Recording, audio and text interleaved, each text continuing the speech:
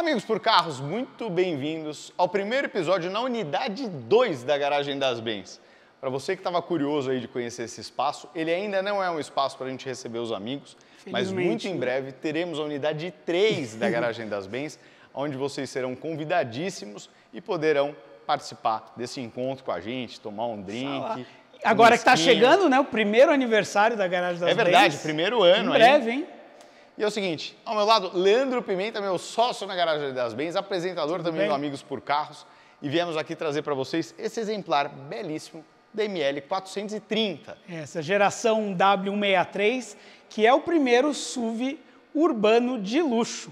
Então vamos voltar um pouquinho no tempo agora, né? SUV tem como ancestral os jipes da Segunda Guerra, né? Um dia alguém resolveu pegar uma capota, colocar num Willys, cobrir, depois colocar num Land Cruiser, depois num Land Rover, e aí estavam criadas as caminhonetes, né? A gente está falando de 1970, né? Começo quer dos dizer, anos 70. na verdade, a guerra termina ali no final dos 40, o pessoal começa a fazer esses... Você tinha o Jeepster, você tinha essas coisas uma série de produtos estranhos, né? Estranhos. Estamos falando aí dos anos 60, né? E nesse mundo pós-guerra começa a surgir as caminhonetes, né? Caminhonete começou assim, você pegava um utilitário e colocava basicamente uma capota em cima, né? Ou seja, é um carro de campo, é um carro da fazenda, é um carro da montanha, da natureza, enfim. Esse era o posicionamento até então de caminhonete, né? E lembrando que a maioria era duas portas, né? Exato, reforça isso, porque era uma caminhonete adaptada com uma capotinha, né? Enfim, se você pegar a 4Runner, né, no Brasil SW4 de primeira geração, era realmente uma capota de fibra encaixada numa Hilux. Mas como começa? Como é que o SUV começa a se tornar de luxo, deixar essa proposta tão de campo ali, o carro do camponês, né, que ia de um lugar ao outro para atravessar os seus terrenos lá? Como é que ele começa a virar e qual carro começa com essa luxo e requinte e sofisticação?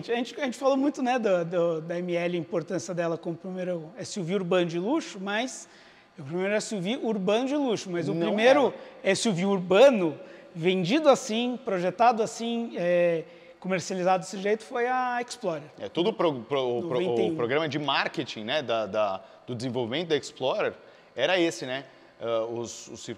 As imagens eram urbanas. Para as aventuras do shopping center, né? Exato. Para você buscar o seu filho na escola e ir até o shopping center. Basicamente o que aconteceu aqui na época do EcoSport, né? Exatamente. Só que lá fora com um carro bom, que era a Explorer. Bom, a Explorer foi um sucesso absoluto, né? E resultou no mundo que a gente está hoje de SUVs para torto e direito. A GM corre para lançar Blazer 4 portas no ano seguinte. A própria Grand Cherokee surge nessa hora para disputar o mercado, enfim. Mas aí no começo dos anos 90, com esse sucesso todo, a Mercedes começa a repensar um carro que talvez substituísse até o Classe G, né? Pois é, essa geração de ML, né, ela começa num estudo de substituição da G. A G já tinha lá seus mais de 10 anos, era um carro utilitário, não era pensado família, subúrbio, classe média, aquela coisa, e começa o desenvolvimento da ML com a Mitsubishi. É verdade. Né? Ela quase virou uma irmã requintada da Pajero, que também estava nesse momento de transição. Criando uma nova geração, enfim, que é aquela Pajero... A Full, né? A Full, que a gente começa a conhecer como Full, né? Esse casamento não dá certo, e logo depois a Mercedes começa a trabalhar nesse projeto próprio, né? Ainda é chassi, ou seja, a Mercedes ainda acreditava que o SUV tinha que ter chassi, né? Essa robustez, né? Ele não é baseado em nenhuma caminhonete, nenhum utilitário, porém, ele ainda é chassi. X5, por exemplo, que chega depois, já esquece isso, aí já entramos na fase de monobloco, né? Então, agora fala do nosso carro, da nossa queridinha das Bens aqui. Que carro é esse? Bom, ML 430, que para vocês que não sabem ainda a história, nós estávamos um pouco em busca desse carro, né? Aí um dia surgiu, nem lembro como é que surgiu, você achou um anúncio. Não! Tudo começou, olha como é que são as coisas. Volta tudo para os anos 80 e 90. O que acontece? O Leandro e eu começamos a procurar uma Toyota. Eu cismei que eu queria uma 4Runner. E a mais antiga no Brasil era 93. Quando ele me mostrou o projeto do que ele queria fazer, eu falei, eu queria ser sócio nisso aí. E fomos ver.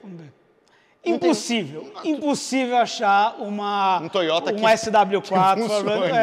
dessa idade funcionando, ao contrário do que qualquer programa automotivo em inglês diga, não funcionam. Toyotas antigos não funcionam porque essa cultura da caminhonete, o brasileiro ficava pulando no canavial com a caminhonete, estragava tudo, você não encontra mais nada inteiro. Mas a gente falou assim, bom, já que não vamos encontrar a Toyota, o que seria tão durável quanto um Toyota, mas que talvez esteja em melhor estado e vai ser mais agradável até de ter, tem um pouquinho mais de classe, né? O que seria? Uma ML, uma ML 430. Ligamos para os nossos mecânicos, aí, ML é bomba? É encrenca?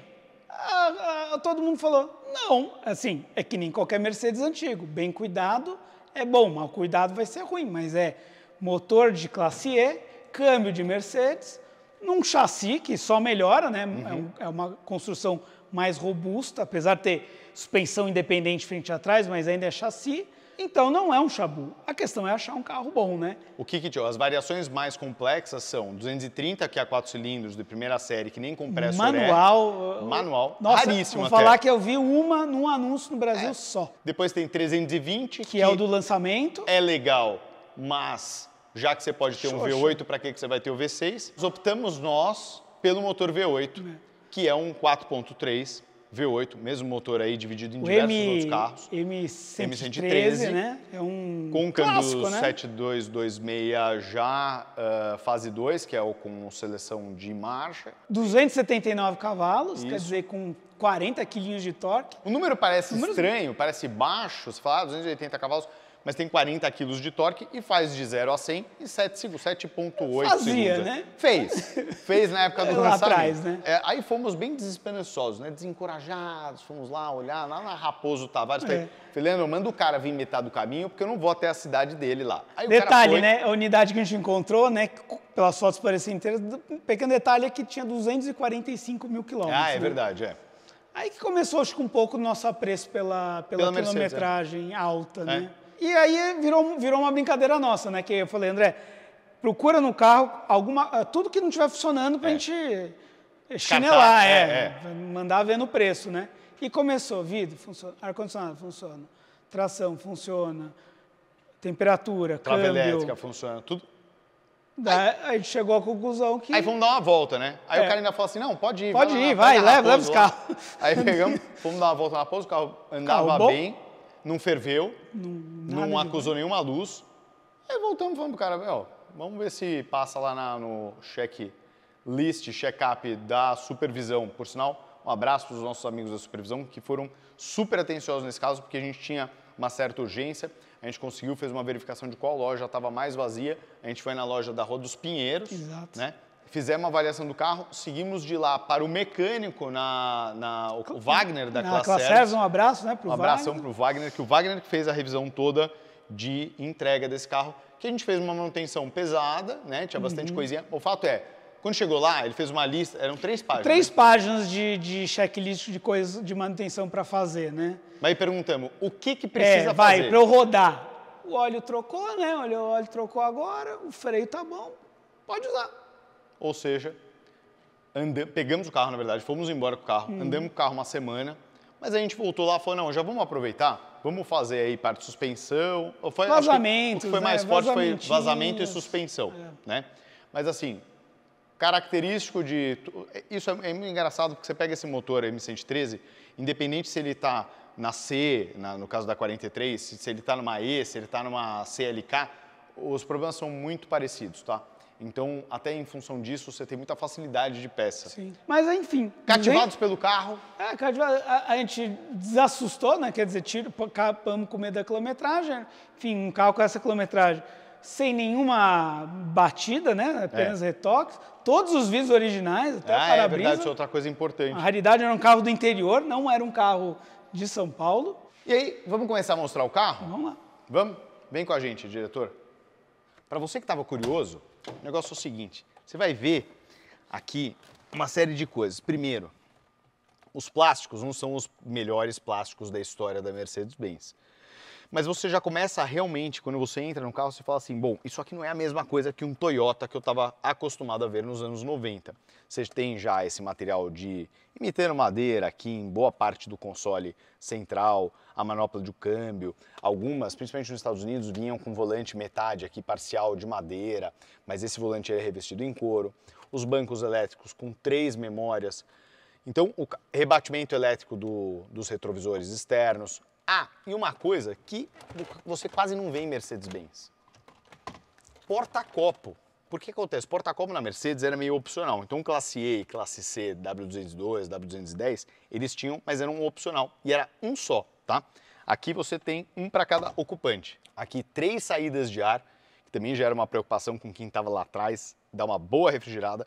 Aquecimento dos bancos, isso é outra coisa, que não fazia parte desse mundo das caminhonetas. Vamos ver o que tem no banco de trás?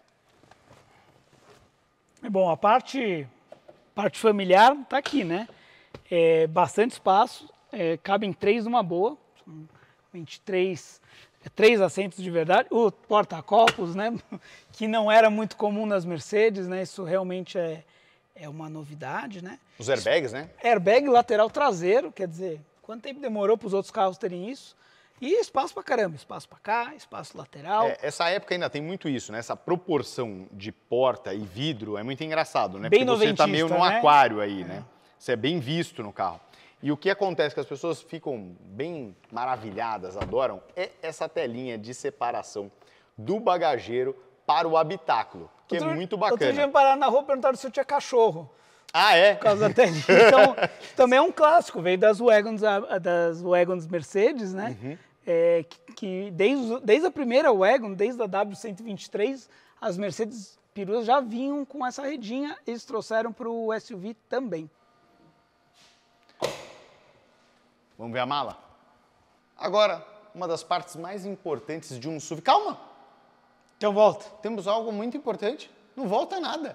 Vai ser assim, quero que mostre os bastidores. O negócio é o seguinte, o que é muito importante na traseira desse carro? V8. Não, esse é objeto fálico. Aqui temos um engate maravilhoso, que é o Kid Bengala torto. Isso é acessório original de época, pessoal. Tem gente falando, o que esse elemento é? Isso era. E as MLs vinham, inclusive, com a tomada de trailer. Tá? Já vem pronto.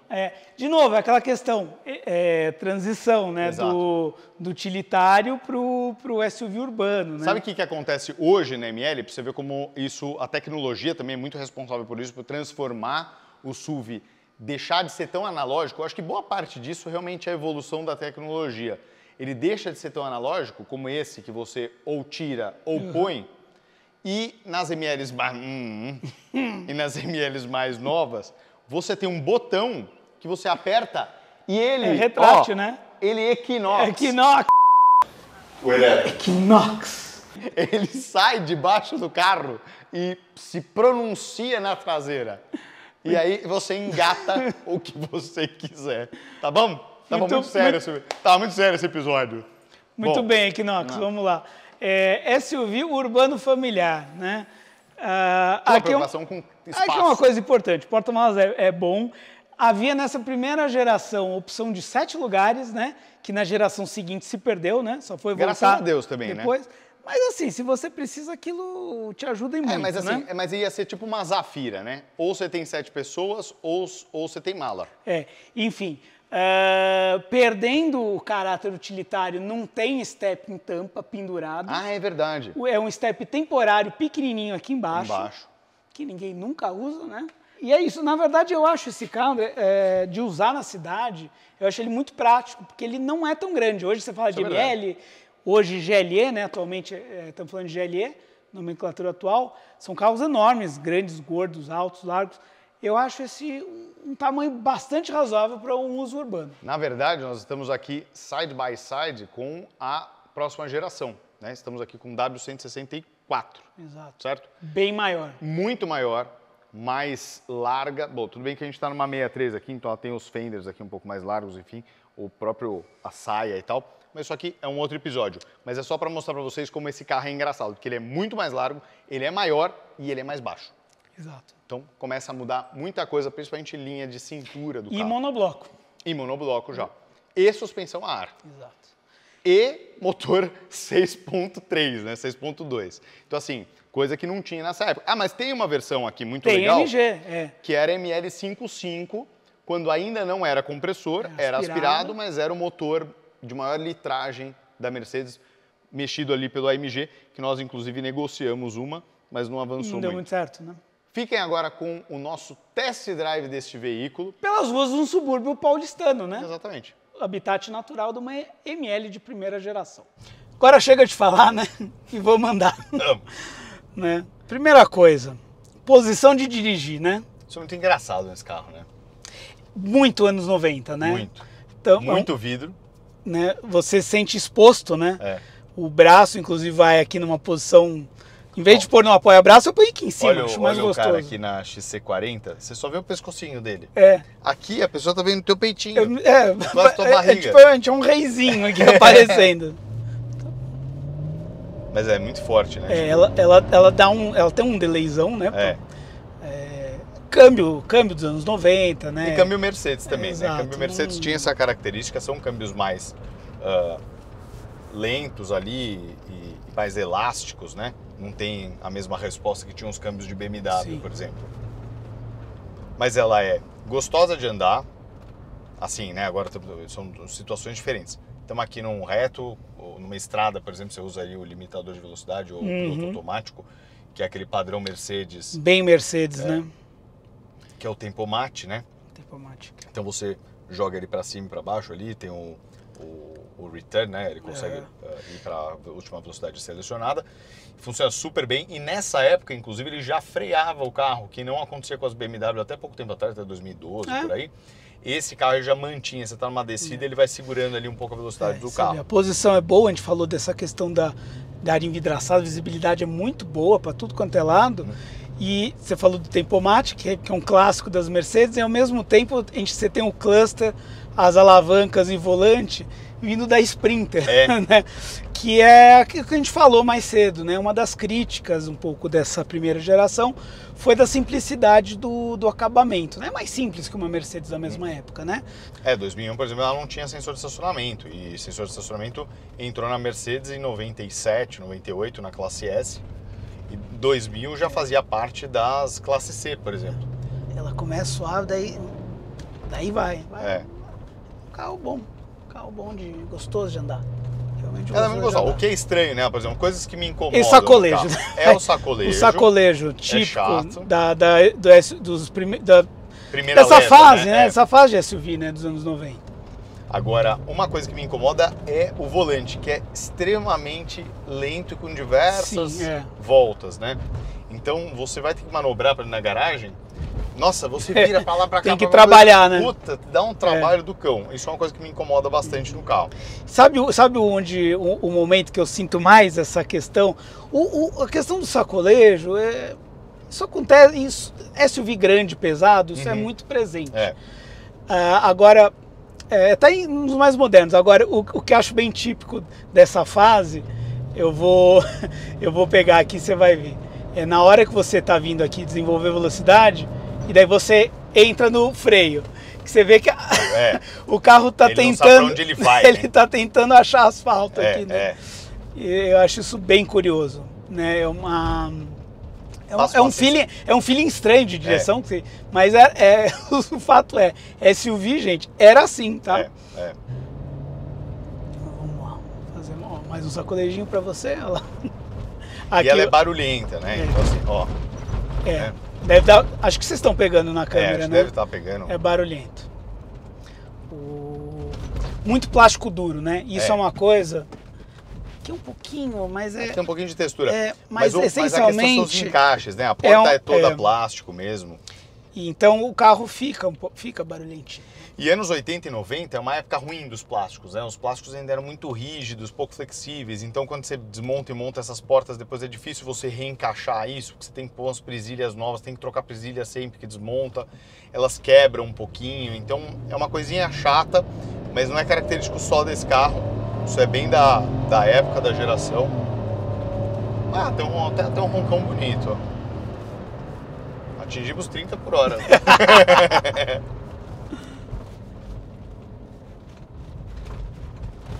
Ah, mas aqui até que ela tá mais silenciosa, ó. Então aqui, ó. Achei que ela ia fazer um barulho. Essa aqui é uma rua com muita ondulação, né? Essa rua aqui é...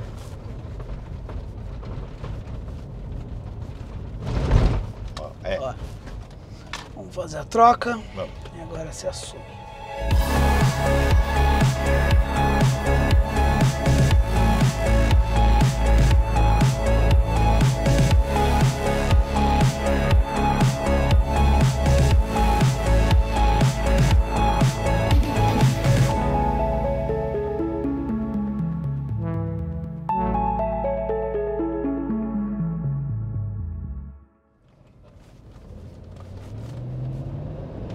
Uma coisa que a gente precisa fazer, não sei se vocês estão ouvindo, uma coisa que a gente vai fazer ainda nesse carro é trocar as buchinhas aqui da barra estabilizadora, que é bem recorrente dessa época do carro. E a gente vai trocar os pneus, porque os pneus que estão aqui são uns pneus de marca Barbante, mas eles estavam bons, então a gente aproveitou para usar. Mas ela tem esse joguinho, parece que a suspensão é curta, né? Ela parece pula, que ela tá ela tão joga, preparada né? para peso, né? Empurrando o carro para cima, que parece que a todo momento ela tá jogando mesmo, ela dá essas puladas. Cabritinho, né? Antigamente o pessoal vai meio cabritinho, né? Mas ó, na hora que entra, né? Parece que o motor abre em duas fases, assim. Eu acho que isso também tem a ver com a própria programação de câmbio, com essa questão, porque ela é voltada para a cidade, uso familiar, porém ela tem reduzida, ela tem o 4x4, né? Óbvio. E é um carro que vai super bem na terra. Vai. Tem muito vídeos. Americano já preparando, porque esses carros foram ficando baratos, né? Pra você que, por exemplo... E tá nessa modinha de você pegar carro e dar uma transformadinha, né? Tem coisa legal pra fazer, né? Como ela é chassi, a gente já viu aquele... você pensou em fazer, né? Você consegue, isso é uma dica, hein? Se você quiser fazer um lift na ML, você não precisa mexer na suspensão, você mexe no chassi com a carroceria. Tem muita gente que faz isso com disco de rock. Você basicamente é um calço, né? Exato. Você faz um você afastamento. Calça, então você vai afastar o arco de roda da carroceria do chassi. Mas ela tem isso que você falou, né? Você faz a curva. Faz uma mudadinha assim, meio.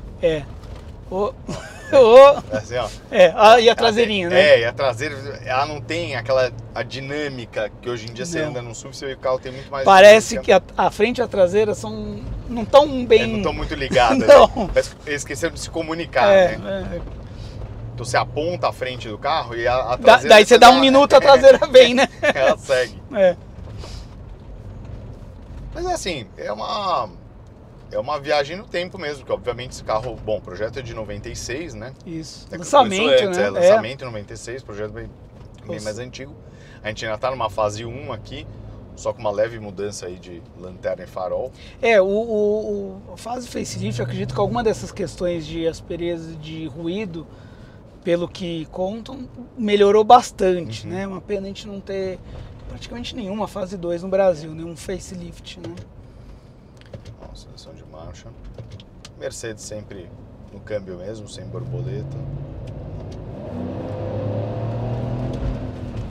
E Mercedes tem isso também. Quando você tem o seletor aqui, exceto os AMGs, que você seleciona aquela linha M, né? Que é o mecânico. O que acontece? Você só habilita a troca da marcha. Então você determina até que marcha o carro vai. Você não manda muito no câmbio. Ele resolve. Você acelera, pois o terceiro não mudou. Não. Porque ele não achou que deveria. Exato. Então assim, ela fala... Isso aqui, na verdade, é para você usar muito em towing, né? É para você rebocar ou subir uma serra ou descer a serra. Você estabelece até que marcha o carro vai. Então ele vira tipo um limitador. É para você não soltar um carro, né? Porque, de novo, né? O peso desse carro, ele é elevado, né? Essa questão toda, você sente isso na mão, que é um carro pesado. O conjunto é pesado, o carro é pesado. E você sente isso, é nítido, que você tá com um carro pesadão, assim. Tanto que um dia a minha mulher me ajudou para trazer 2 carros para cá e ela veio com ela. Que ela fala, não, essa é muito grande. Aí ela veio com esse aqui. E ela falou assim, nossa, o carro é gostoso, mas ele é pesado, né? As reações são, né? E é engraçado porque você está acostumado...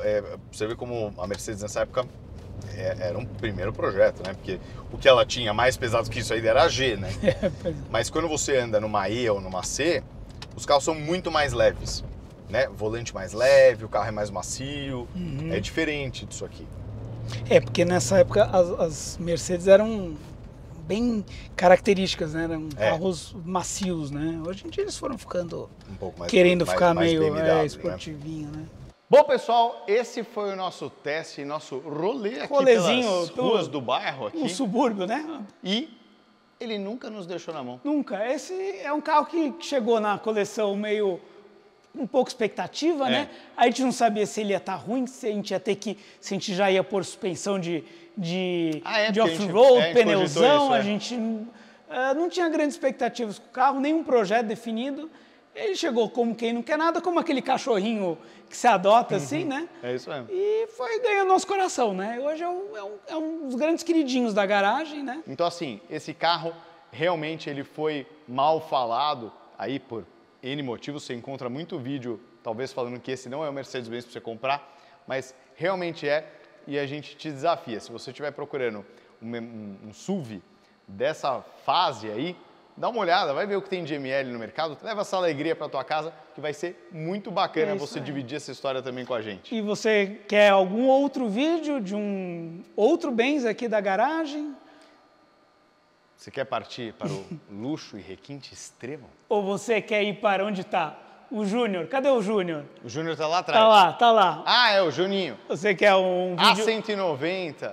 Você quer saber a transição dos classes C? Você quer saber o que aconteceu? W202, W203, W204, Você quer um comparativo de 4 MGs no aeroporto com o Gabi e o William? Isso é bem legal, hein? O que a gente vai aprontar Esse é um agora episódio, ainda? olha, eu vou até sugerir esse episódio. Esse episódio é o seguinte, nós vamos com 4 AMGs.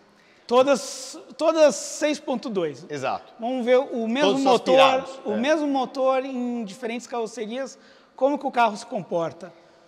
E aí a gente vai fazer um jogo lá. Cada um vai escolher o seu modelo e depois vai dar o veredito final com qual carro sairia da garagem das Benz. E nós vamos presentear quem escolheu o melhor modelo. Vai ser nada.